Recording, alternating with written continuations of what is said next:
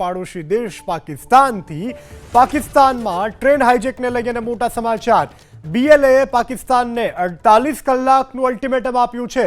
બલૂચ કેદીઓને મુક્ત કરવાની બીએલએની માંગ 30થી વધુ પાકિસ્તાની સૈનિકોને ઠાર કર્યાનો પણ બીએલએનો દાવો છે। બંધકોને બદલે કેદીઓને મુક્ત કરવાની બીએલએ દ્વારા માંગ કરવામાં આવી છે। માંગ પૂરી નહીં થાય તો ટ્રેનને ઉડાવી દેવાની ધમકી આપવામાં આવી છે। પાકિસ્તાનમાં હાઇજેક થયેલી ટ્રેનમાં 500થી વધુ લોકો હોવાનો દાવો કરવામાં આવી રહ્યો છે। તો આતંકની જડ આતંક જ્યાંથી પેદા થઈ રહ્યો છે તેવા દેશમાં હવે આતંકવાદીઓ તેની સામે મોરચો માંડીને બેઠા હોય તે પ્રકારની સ્થિતિ છે, કારણ કે આખી ટ્રેન હાઇજેક કરી લેવામાં આવી છે અને હજુ પણ ટ્રેનમાં બેસેલા જે લોકો છે, જે યાત્રીઓ છે, તેને છોડવામાં નથી આવ્યા। 500 જેટલા યાત્રીઓ હોવાની હાલ તો શક્યતા વ્યક્ત કરવામાં આવી છે। ત્યારે બીએલએ દ્વારા પાકિસ્તાનને 48 કલાકનું અલ્ટિમેટમ આપવામાં આવ્યું છે।